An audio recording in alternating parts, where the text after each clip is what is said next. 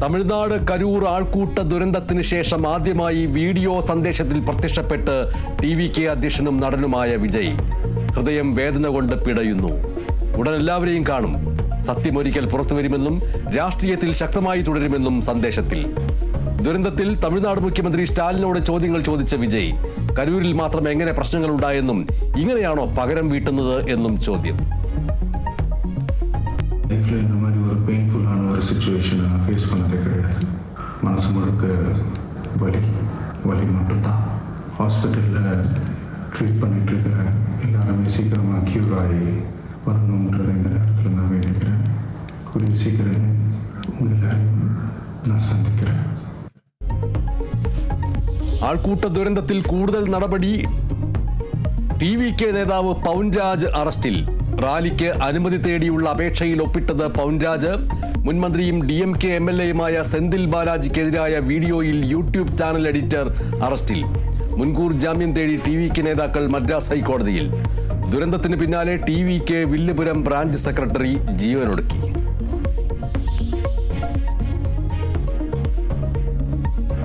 ലോക്സഭാ പ്രതിപക്ഷ നേതാവ് രാഹുൽ ഗാന്ധിക്കെതിരെ BJP നേതാവ് പ്രിന്റു മഹാദേവ് വധഭീഷണി മുഴക്കിയതിൽ നിയമസഭയിൽ പ്രതിപക്ഷ പ്രതിഷേധം.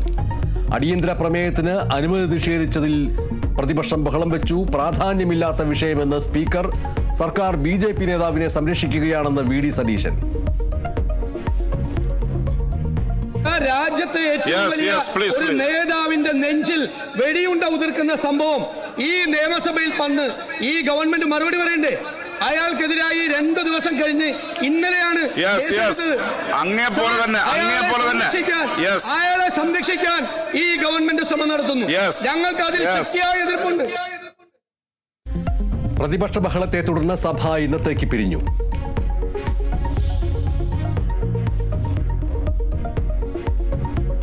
NSS നേതൃത്വത്തെ അനുനയിപ്പിക്കാനുള്ള നീക്കം തുടർന്ന് Congress. NSS general secretary G. Sukumaran നായരുമായി കൂടിക്കാഴ്ച നടത്തി തിരുവഞ്ചൂർ രാധാകൃഷ്ണൻ. ജനറൽ സെക്രട്ടറിക്കെതിരെ കരയോഗങ്ങളുടെ പ്രതിഷേധം തുടരുന്നു. നെയ്യാറ്റിൻകരയിൽ G. സുകുമാരൻ നായർക്കെതിരെ ബാനറും നാമജപ പ്രതിഷേധവും.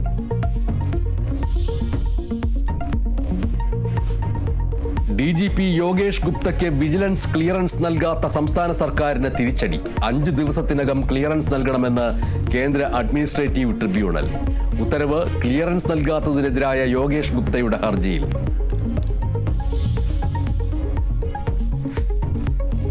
ഗൾഫിലേക്കുള്ള സർവീസുകൾ കുറച്ച് എയർ ഇന്ത്യ എക്സ്പ്രസ്. കേരളത്തിൽ നിന്ന് കുറച്ചത് 50ഓളം സർവീസുകൾ. സർവീസ് കുറച്ചതോടെ ടിക്കറ്റ് നിരക്ക് ഉയരും. നടപടിയിൽ ആശങ്കയറിയിച്ച Shashi Tharoor MP air India ചെയർമാനെ ഫോണിൽ വിളിച്ചു.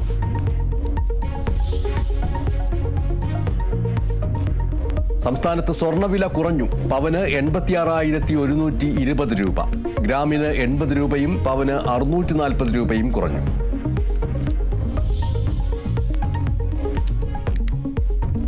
കാത്തിരിപ്പിനൊടുവിൽ Idukki Munnar vocational higher secondary സ്കൂളിൽ വൈദ്യുതി എത്തി.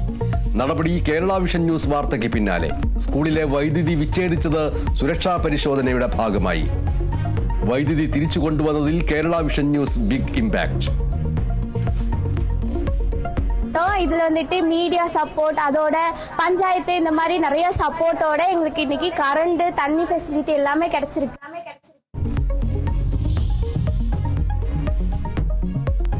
ഗാസയിൽ വെടിനിർത്തലിനുള്ള US പദ്ധതി അംഗീകരിച്ച് ഇസ്രായേൽ. തീരുമാനം ഡൊണാൾഡ് ട്രംപ് നെതന്യാഹു കൂടിക്കാഴ്ചയിൽ. ഹമാസും പദ്ധതി അംഗീകരിക്കണമെന്ന് ട്രംപ്. നിരസിച്ചാൽ ഹമാസിനെ ഇല്ലാതാക്കാൻ എല്ലാ പിന്തുണയും നൽകുമെന്നും മുന്നറിയിപ്പ്. ഖത്തറിനെ ആക്രമിച്ചതിൽ മാപ്പ് പറഞ്ഞ് ബെഞ്ചമിൻ നെതന്യാഹു.